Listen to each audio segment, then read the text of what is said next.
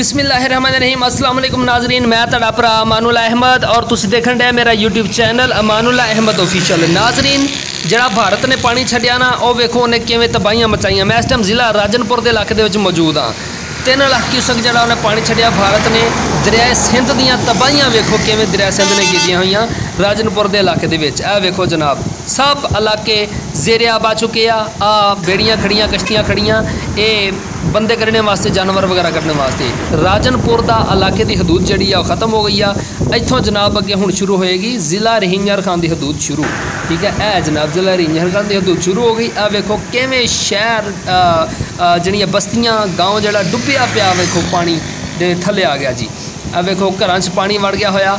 ठीक आ, इत्थे इस टाइम बस्तियां सब खाली हो चुकियां। जानवर और अपने माल वगैरह लैके, अपने समान ज़रूरत के जिहड़े मुताबक से लैके आवाम निकल चुकी है इत्थों, किसी महफूज मकामात उत्ते मुंतकिल हो चुके, नकल मकानी आवाम ने कर ली। आ वेखो जनाब, तुहानूं बताने शहर के किनारे डुबे हुए बस्तियां जड़ियां। तवज्जो करना नाज़रीन, साडे नाल रहना, वीडियो स्किप नहीं करना। तुहानूं क्योंकि होर मैं चीज़ दिखावांगा एक बड़ी कमाल दी जिहड़ी अपने तहत आप कर रही है आवाम। तवज्जो करना, सारे ना रहना। और देखो तुहानूं दूर दूर जिहड़े नज़र आ रहे हैं, ये सारे तुहानूं घर जहाँ डुबे हुए नज़र आ रहे, झोपड़ियाँ डुबियाँ नज़र आ रही।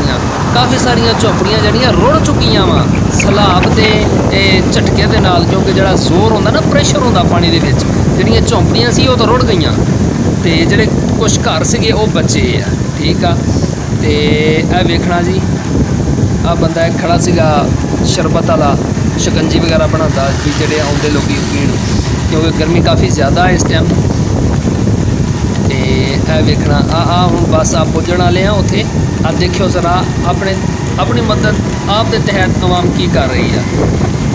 आ देखना जी ज़रा, ये वेखियो आ जरा तुहानूं ढलवान जी नज़र आ रही है ना, सामने रोड के नाल ही है ना।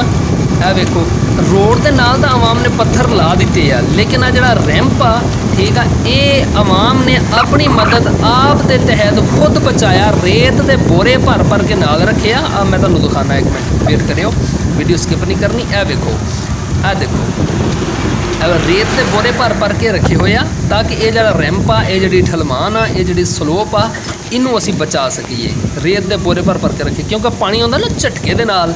ठीक है, जिद्दां ही जोर दे नाल, प्रेशर दे नाल पानी आके लगदा ना इस रैंप दे विच, इस ढलवान दे विच, ठीक है, तो यह जगह खर जाती है, खुर के डिग जाती पानी दे विच। यह तुहानूं नज़र भी आ रहा सीगा ना, खुरिया होया। आ तुहानूं बंदा नज़र आया, ये पानी दे विच बेचारे इदां ही जाते आ ते लैके ते आउंदे, अपने माल अपने बंदे कट के लैके आउंदे आ पानी चों, घर खाली कर रहे आ। तो जिहड़े अजे उच्चे घर सीगे, यानी उच्चियां थावां ते बने सीगे, वो जिहड़े कुछ बच गए सी, वो अपने हुण माल वगैरह भी लैके आ रहे। देखो, ठीक है नाज़रीन, मिलांगे नैक्सट वीडियो के विसादे नाल। उस वेले तक अल्लाह हाफ़िज़। साडे चैनल नूं जरूर सबसक्राइब करो।